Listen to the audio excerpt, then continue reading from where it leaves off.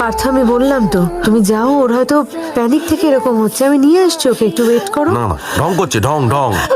খাবো না। নেকা চোদা, পাগলা কারো দিয়ে রেখে আসতে হবে। মা খেতে চলো। না খাবো না। তোমরা তোমাদের বোনকে নিয়ে যা ইচ্ছে তাই করতে পারো, কিন্তু আমি কোনো পাগলের সঙ্গে আমার মেয়েকে রাখবো না। ও আলাদা থাকতে চেয়েছিল, নিয়ে যাও, আলাদা থাকুক। এটা রাখো। এসব আবার কি? বোনকে কদিনের জন্য নিয়ে যাব? আমি আমার দিকটা ক্লিয়ার রাখলাম। খুব ব্যথা করছে না রে? চল না কটা দিন আমার সাথে, মামার বাড়ি দেখে আসবি। না। তুই পারবি আমাকে ছাড়া একা একা থাকতে? কেন? বাবা আছে, ঠাম্মা আছে।